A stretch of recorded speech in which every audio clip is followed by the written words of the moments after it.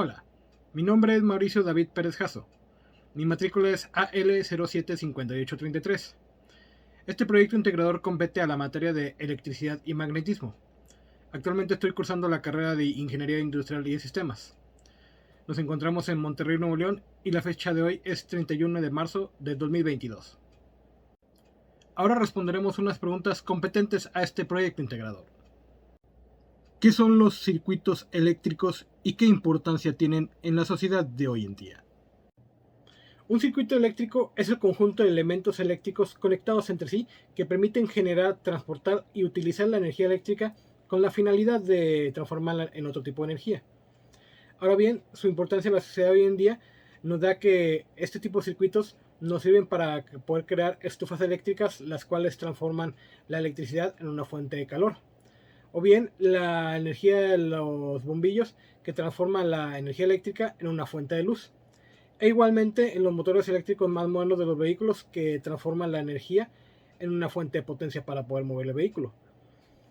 Ahora bien, las partes que conforman el circuito eléctrico son 5 principales, siendo la primera el generador, que es la parte del circuito donde se produce la electricidad, manteniendo una diferencia en tensión entre sus extremos. El conductor, que es un hilo por donde circulan los electrones impulsados por el generador. La resistencia eléctrica o bien un fusible son los elementos del circuito que se oponen al paso de la corriente eléctrica.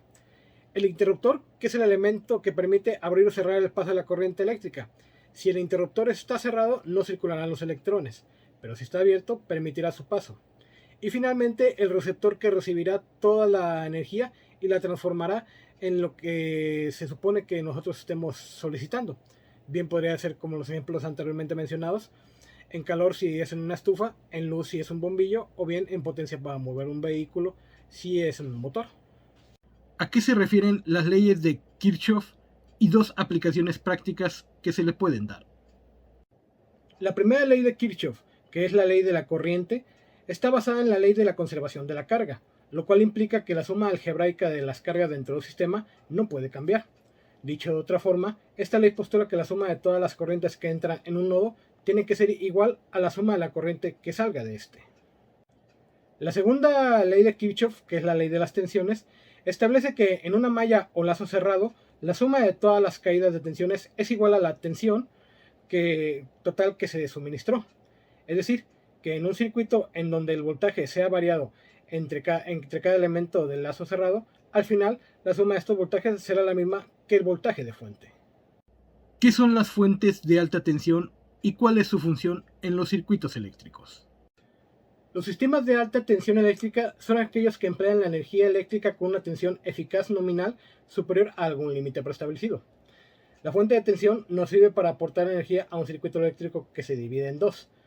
La primera sería la fuente de tensión ideal, que es la que nos suministra una tensión constante independientemente del valor de la intensidad que suministra. Y la segunda sería la fuente de tensión real, que es la corriente que proporciona dependiente de la carga a la que están conectadas. ¿Cuáles son los métodos de análisis de circuitos eléctricos? Cuando se trabajan con circuitos eléctricos, estos por lo general tienen una gran complejidad debido a los muchos elementos que las conforman. Es importante poder resolver estos circuitos para poder reducir el tamaño de este hasta obtener un tamaño que le permita encontrar lo que se desea. Este tipo de análisis se les conoce con el nombre en el que se basan, ya que sean análisis de nudos, análisis de cortes o análisis de mallas. A continuación, veremos a cuáles se refieren estos análisis de circuitos. El método de análisis por nudos. En este análisis se tomará un nudo como referencia dentro del circuito. De esta forma se pueden realizar todas las ecuaciones en término a ese nudo establecido. El método de análisis por mallas se basa en describir todo en términos de ecuaciones circulares o de mallas en cuanto a la intensidad de cada una. El método de análisis por conjuntos de corte básico. En este método se selecciona un árbol de circuito en el cual se muestra como un gráfico que posee todos los nudos, mas sin embargo no presenta ningún lazo. El método de análisis por lazos básicos. Se establece que en esta ecuación se utilizará un circuito de árbol y las ecuaciones circulares de cada lazo en función a las corrientes de un eslabón.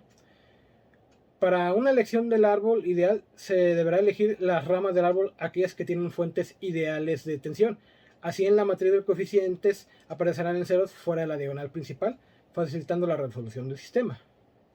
La modificación de la geometría de los circuitos establece que en este método se sustituye una fuente en otro tipo de fuente de energía, o en determinados casos reemplazando varias fuentes de esta.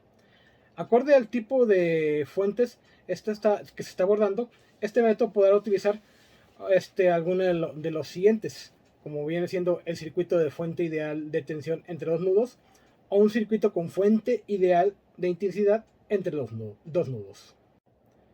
Los circuitos con fuentes independientes establecen que son fuentes de voltaje las cuales dependerán de la tensión que las alimenta. Un circuito con amplificadores separacionales nos indica que este método nos indicará que la corriente y voltaje del circuito quedará indeterminado, ya que los amplificadores no se establece exactamente cuánta potencia podrán dar. ¿Cuáles son las aplicaciones del capacitor? Un capacitor electrónico es un dispositivo que se utiliza para almacenar la energía o carga eléctrica en un campo eléctrico interno. Es un componente electrónico pasivo y su uso es frecuente tanto en circuitos electrónicos como en los análogos y digitales. Todo capacitor tiene la misma estructura básica, dos placas conductoras separadas por un aislante dieléctrico, ubicados entre ambas. En ellas se almacena la carga de energía cuando fluye una corriente eléctrica y su dieléctrico, que debe ser un material no conductor como el plástico o la cerámica.